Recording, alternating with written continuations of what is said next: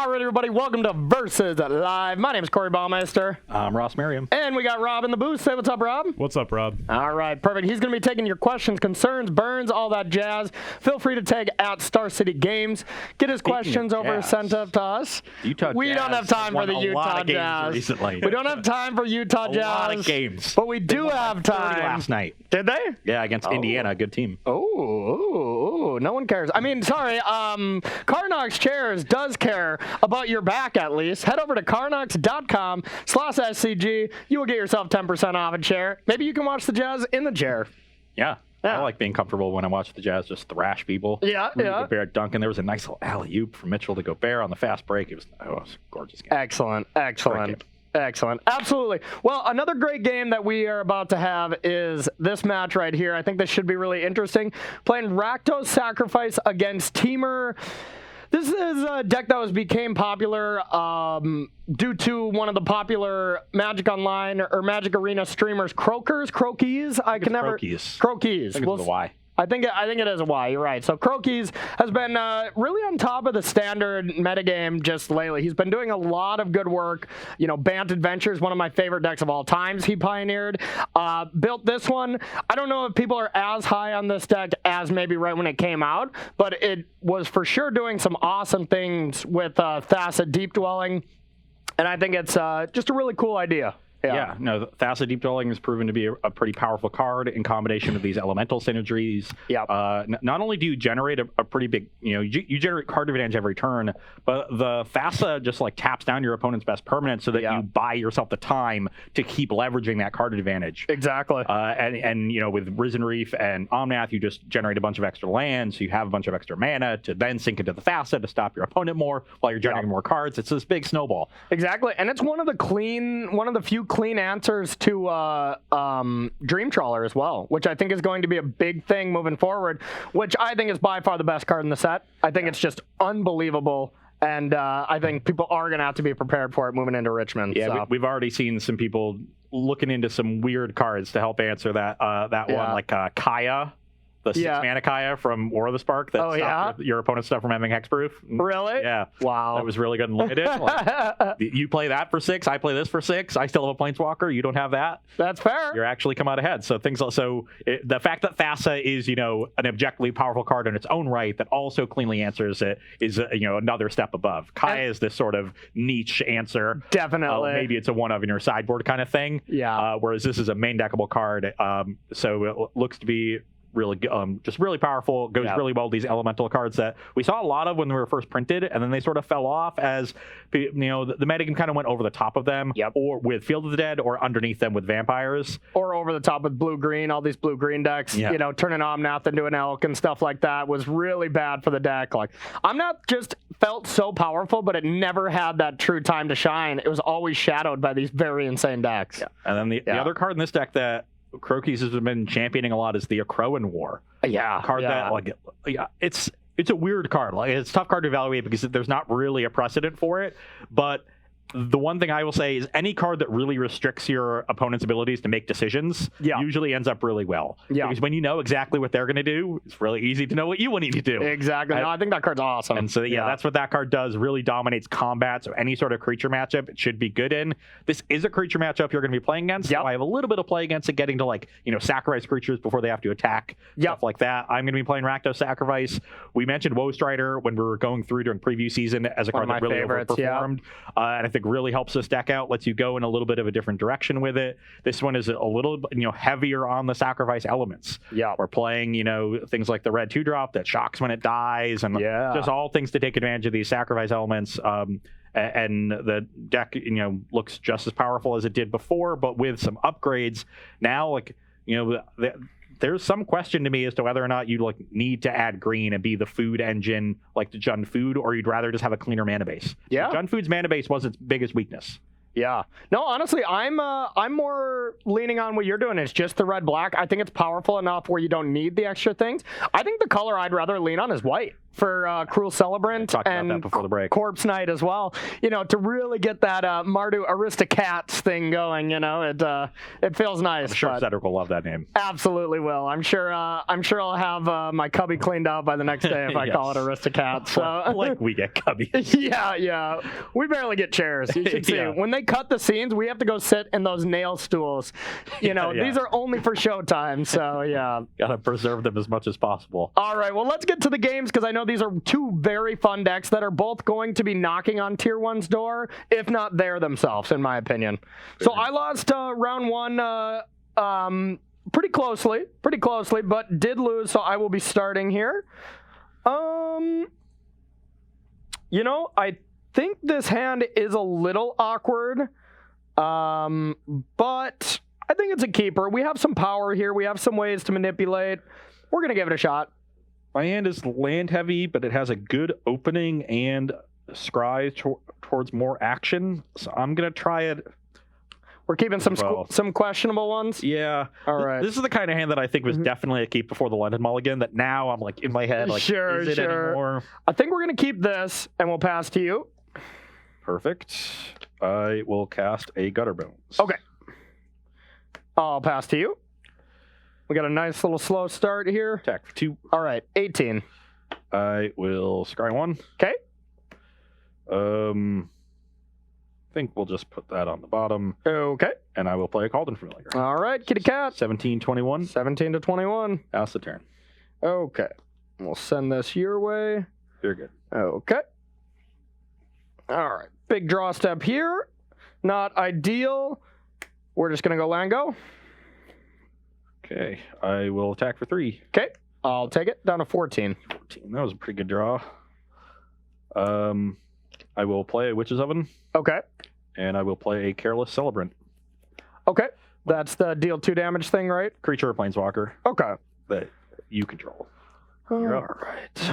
Deals 2 damage to creature or planeswalker. Okay, gotcha. Doesn't go upstairs, unfortunately. All right. So Witch's Oven, pretty good against this deck. We're gonna have a decent amount of stuff we can do here. We want to just kind of stem the bleeding. Creature or planeswalker, huh? Okay, so I can kind of deal with that now. Yeah. We're gonna go with Omnath, and we either get to kill Gutterbones or the Celebrant. And I think the Celebrant's a little more important right now, so let's get that out of there. And now the question is whether or not effectively having an extra food is worth a drain. And I think at this point it probably is. Okay. Especially like eventually I'll find a You hungry? Skull Apple. yeah. Eventually I'll find a Mayhem Devil and at least get a damage out of that food. Okay, I'll pass to you. Oops. So yeah, 2 to that doesn't really do anything.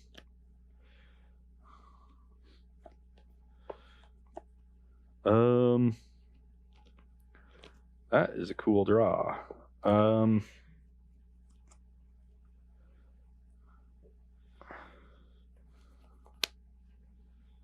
Got some goods in our hand, but we definitely have a bit of a problem with Ross's board here. All right, so 21 to 14 still, right? Yep. Okay. Sacrifice this for a swamp. Okay.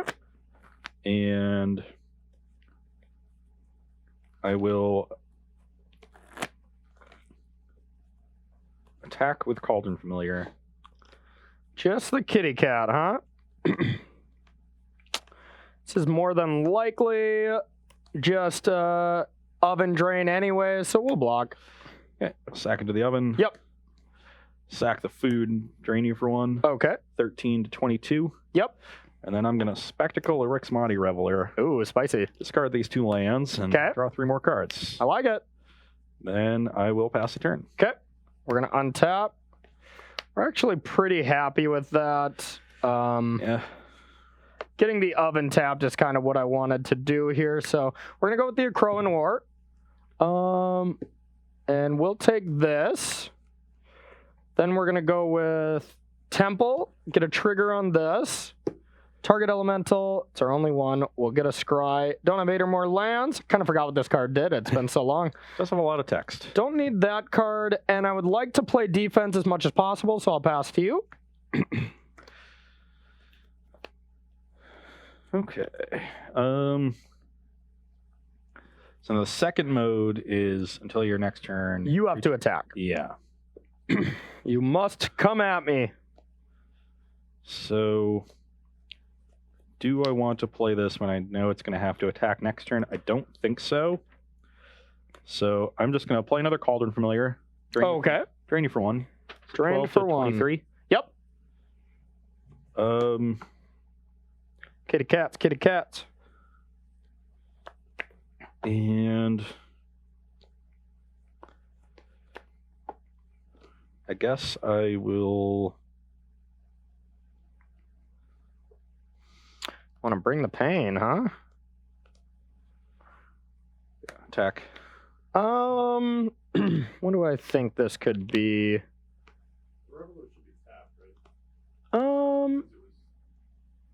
No, it just gains control of it, and it was played that turn, so it was untapped. Oh, sorry. Yep, nope, you're good. I'll block. Okay, I'll return and cast it. Okay, nice bluff. You're up. Okay, we'll draw. Crowan goes up to 2. Now, what do we want to do here?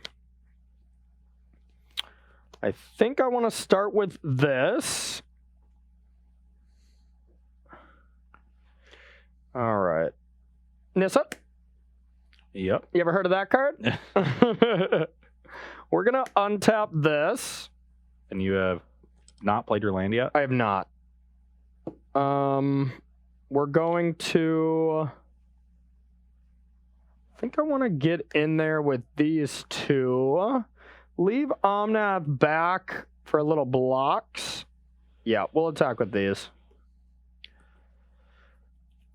So you could have a second copy of the Crowan War. I believe the deck only plays 2 main, has the others in the sideboard for more creature-oriented matchups. And you would need an untapped red source. You need Stomping Ground, literal Stomping Ground, into the other copy of the Crowan War. I'm not sure if you have other ways to punish me for just soaking up some damage here with the oven. And I wish I knew the list a little bit better. But watch Croaky's stream more, dude. I'll take 5. I'll go to 18. Okay. I'm sure that's wrong, but yeah, it seems all right. I have plenty of life to work with, I think. Yeah, I think you're doing all right. Now, all right, we're gonna neoform this. Get a Risen Reef. Get a Risen Reef with an extra counter on, I'm pretty sure. Yeah. Let's do that. And we're gonna get a trigger. All right. We'll draw that. We will play a land tapped and pass to you. You get a counter on an element. Oh, yep. We'll put it on the Risen Reef. Okay, I'll loop these and drain you for 1. 11 to 19. Yep. And now you're attacking. That's how I live my life. Chapter 2 of the Crowan War anyways, so. It's so close.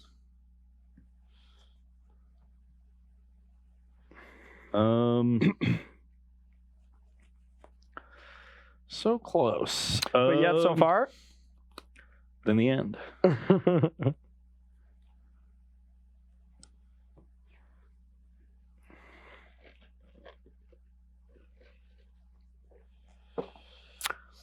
Okay, send in the clowns. Okay, at me? Yes. Okay. Gutter Bones, kitty cat.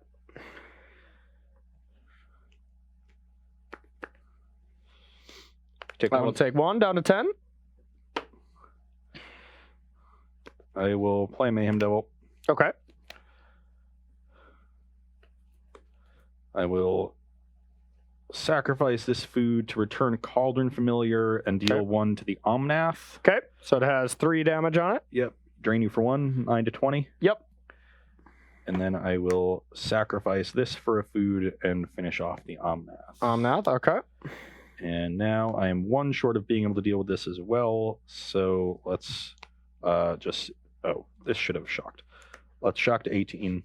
I guess, no, this is going to die anyway. Because yeah, well. So let's just stay at 20. Return this to my hand. Okay. So I'm at 20. You're at 9. This is here. Pass the turn. Alrighty.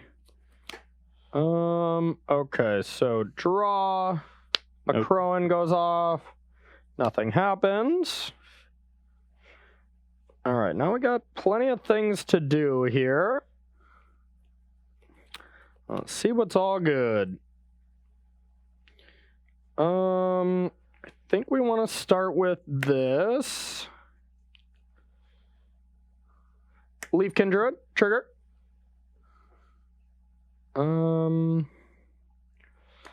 Draw this. Now, I think we want to... Could try to bring the damage here. Bring the damage. I do feel a little concerned with Mayhem Devil, being as it can force a lot of damage here. All right, we're just gonna tick up Nissa on the forest. And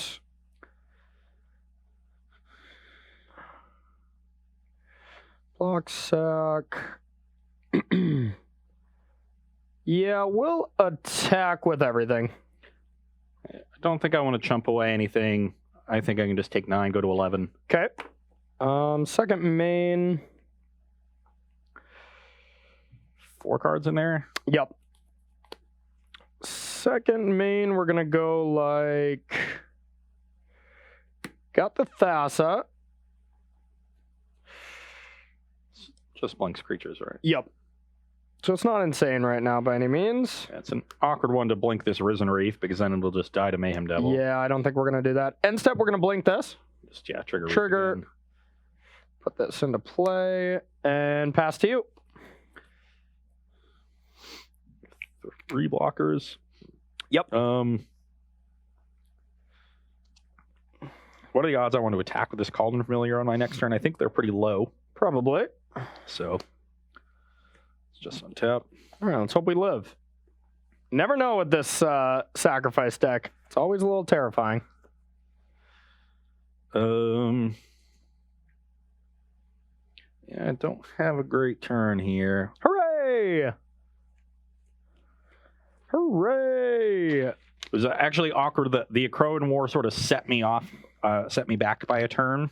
Like, I didn't want to play this because then it would just get, I would have to attack straight into your thing. Well, that's the point of my cards, right? Is to cause problems for you. And then I drew Nightmare Shepherd the next turn. I couldn't cast both. Yep. So just that little bit of awkwardness has really set me back and given Corey the probably turn to half turn he needed. And now I'm going to have to try to just squeak out 9 points of damage. And I hope you can't do that. It's going to be tough. Because I can't do a ton of sacrificing. I really need to Woe Strider this game. Yeah. But we'll definitely play a Nightmare Shepherd. Okay.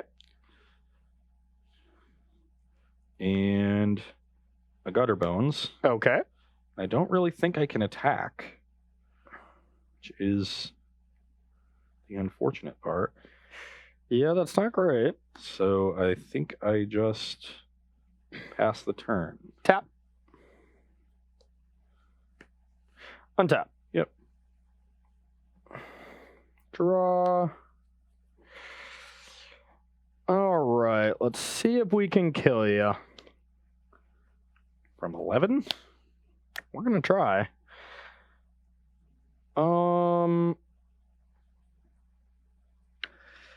Maybe playing the Gutter Bones is bad. Could have gotten 3 sacrifices if I didn't do that. All right, let's try to claim Mayhem Devil as my firstborn. That I don't want to have happen. Probably a good call. So let's sacrifice it for a food and exile and make a copy and deal you 1. Okay. So technically this is exiled, but this is how we're going to do it. And I will go to 8. And yeah, I'm only going to get 1 more sacrifice, so I might as well just put you to 8. Okay. And then I'm going to go 2 mana Animate to floating. 3, 4, 5. Nissa. Animate on this. And I don't believe I've played a land. Take 2. Go to 6. We're going to tap, attack, tap, and crunch on in for a ton. So yeah, that's 4 to tap 1, and then attack before blockers. So you have exactly enough. Tap, and then I have 5 3 powered creatures coming at you. And I can only bring this back, and then I'll tap it again. It gets tapped. So I guess even if I could have killed one, I would have been at 12. I think... Yeah, I'm dead. I think you had one play that you could have done differently. I just shouldn't have played the gutter bones. Not even that. Still with this board, when you have the oven in here and you had a food and I go to claim, you can bring back cat, deal a damage from the sacrifice. Sacrifice this, deal a damage. When this comes back, you had the one cat in the yard. Sacrifice the last food. So you could have killed one blocker. I don't think that's enough.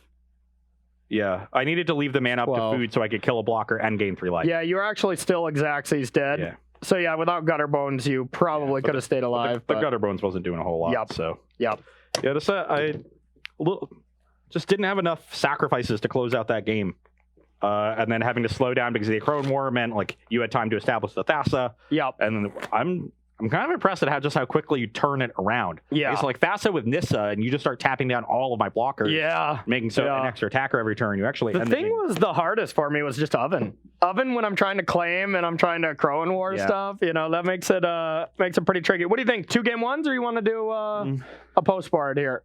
Post board. We did 2 post board last time. Let's just be consistent. All right. Sounds good.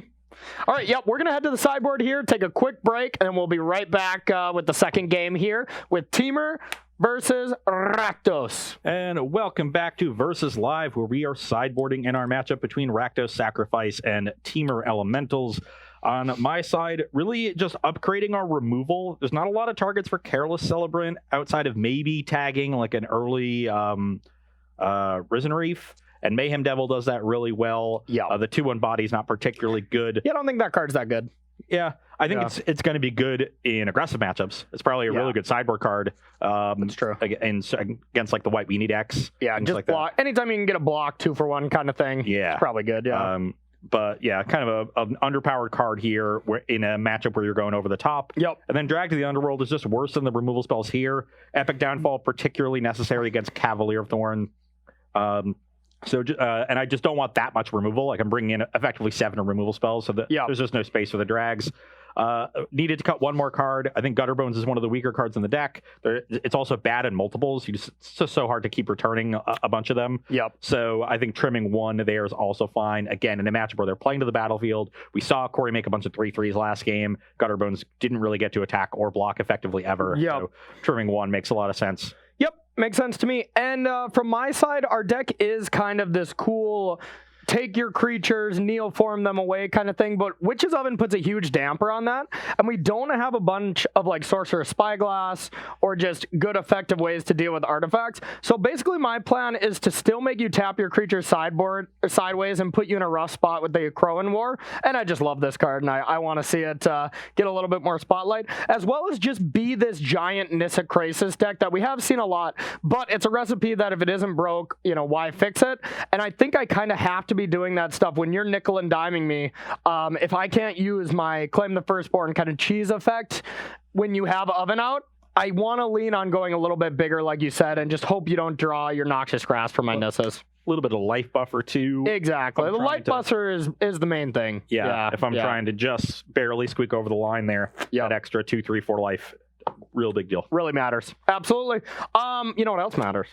A question from Rob. I'll be the judge of that. Yeah. One small thing. Chat would like to make sure you know the interaction between claiming somebody's creature and Thassing it. You get to keep it forever. Oh, really? And whether or not you do that. I didn't know that. Okay, so... Yeah, for some reason, Thassa does not say return it to the battlefield under its owner's control. Oh, wow. Really? Yeah, Okay, yeah. So I did have a turn where I could have, instead of Neo farming, just gained control of your Rixmati Reveler, where I could have also drew a card.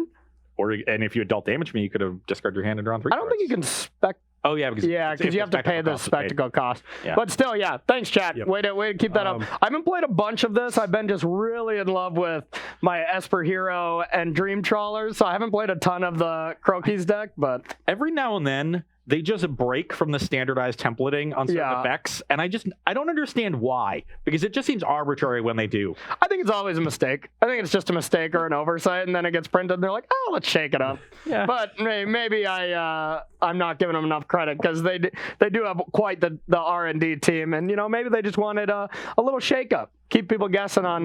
maybe they just wanted Thassa to be able to do busted things. Yeah, maybe. Yeah, Blue's never been powerful in Magic's history. Blue's not good enough, yeah. But to be fair, I am enjoying seeing the 5th color that nobody knew even existed. White is Purple? popping up. Yeah, Oh, that was purple. No, Is white's white? popping up. White is the 5th color? Yeah, believe it or not. Believe it or not. The one question we had to get to it real quick. Sure. Strayer175 wants to know, what's the best way to attack the Rakdos sacrifice decks? They've said they've been having problems with them.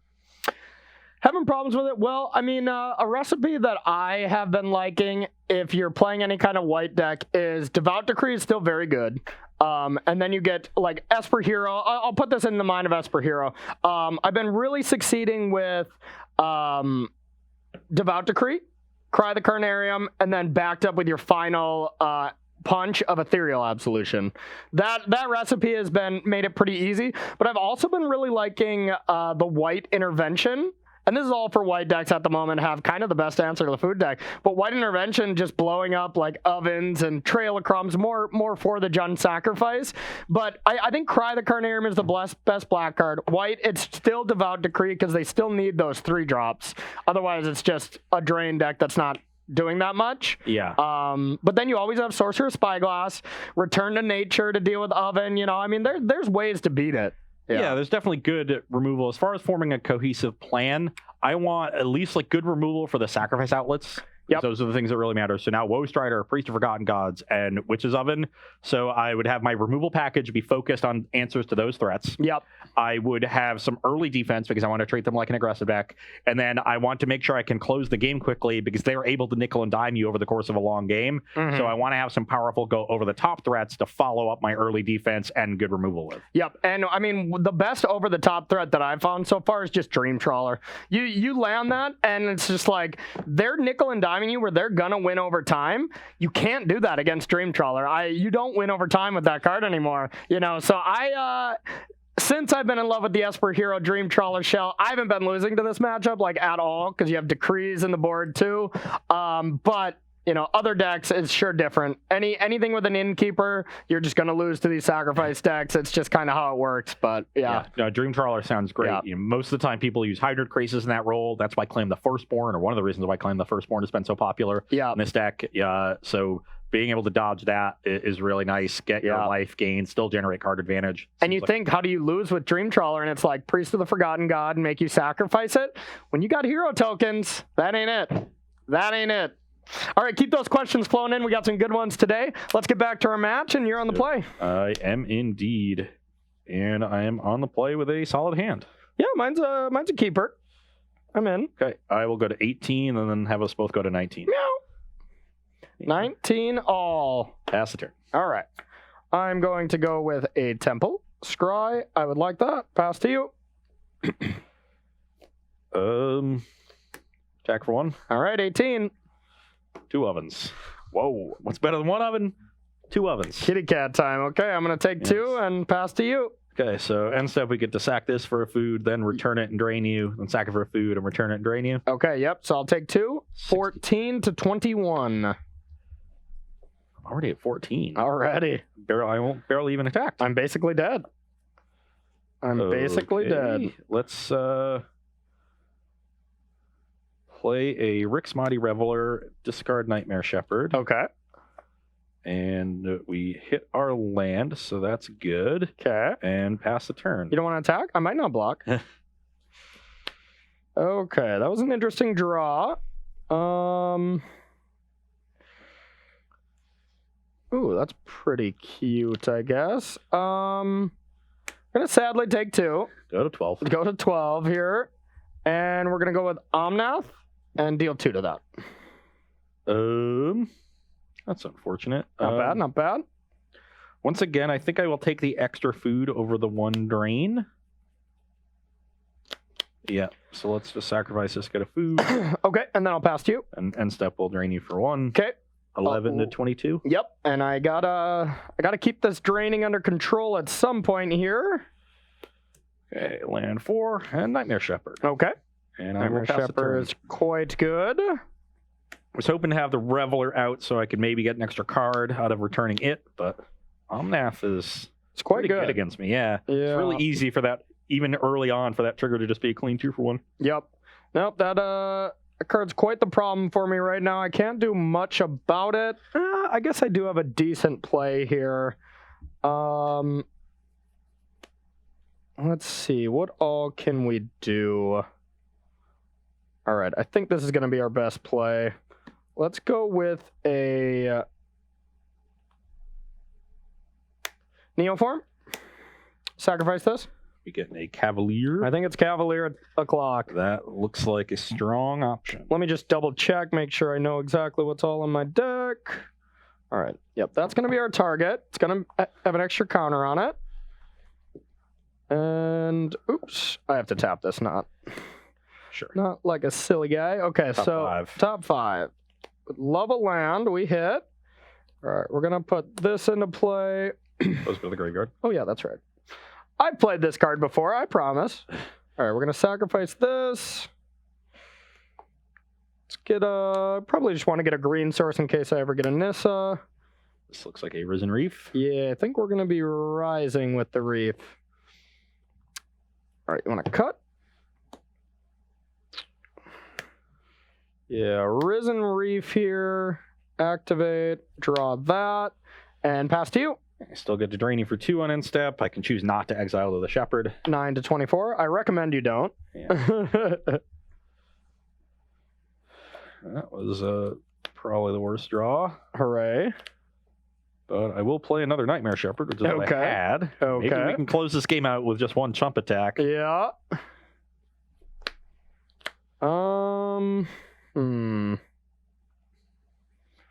What do we want to do now?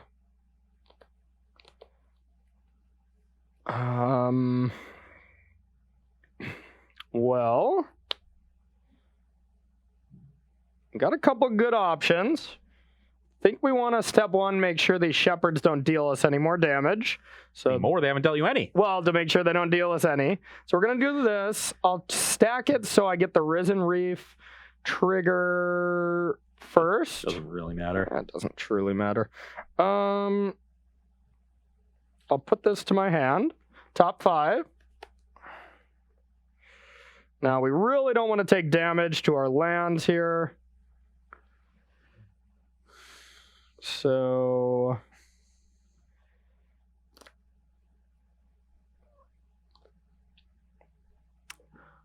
all right, so I think we're just gonna go like this. Put this into play tapped. These into the graveyard. Land tapped and pass to you. Okay, drain you for 2 on the end step. 7-26. Yep. Gotta find an answer to this soon. Removal spell here for me would be nice. Yeah, it would.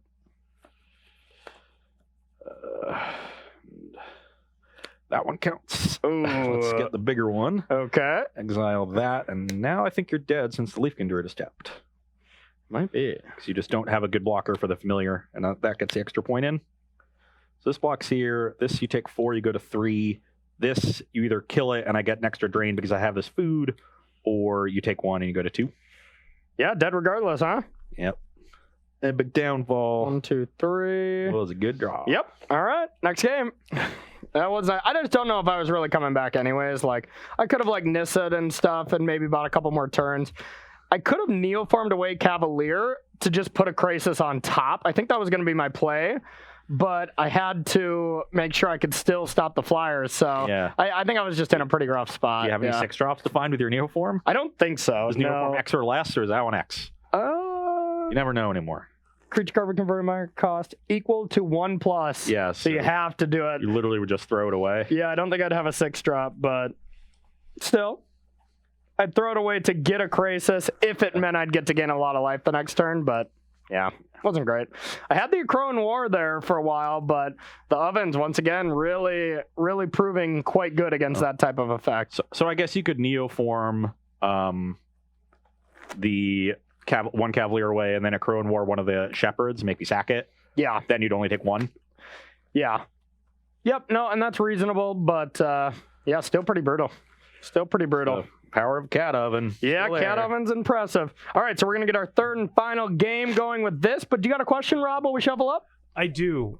Do you think Thassa's powerful enough to put in the deck like Esper Hero? Like, is it something that's just kind of go in blue decks, or do you think you should like be striving to like turn it on? And so I don't think it can just go in Esper Hero because I mean, like, you're not triggering enough. Like, sure, it's cool on a Trees, whatever. But I have seen like blue-white decks that just play like Elite Guard Mage, Charming Priss, Fibbled Fip. You know, all of these. Agent of Treachery is the top end, and you're just a blue-white blink deck, essentially. And you just play that. You get to play Teferi, you know, Elspeth Conquers Death, one of the cards I'm super high on.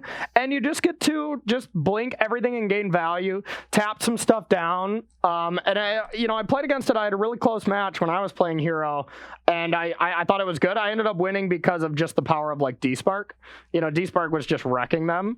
And, you know, a couple timely counters and stuff. But I think you'd rather have it in that kind of deck, even though it's a little bit more of a meme, and just lean into the synergies. If you're just throwing it into an already good shell, I don't think it's there. Yeah, Thassa's definitely a build-around kind of card. 100%. But good question. All right, so I'm going to go first. Let's hope for a good draw here. Not insane, but I think we'll keep. I think this hand is reasonable as well. All right, we're looking for a specific thing, and that was it. Your turn. Okay, I will also scry. Okay. And I'll send mine to the bottom. All right. Here you go. Oh, no. Oh, no. Oh, no. We're looking for another specific thing. Let's try to call our shots. Hey, that was it.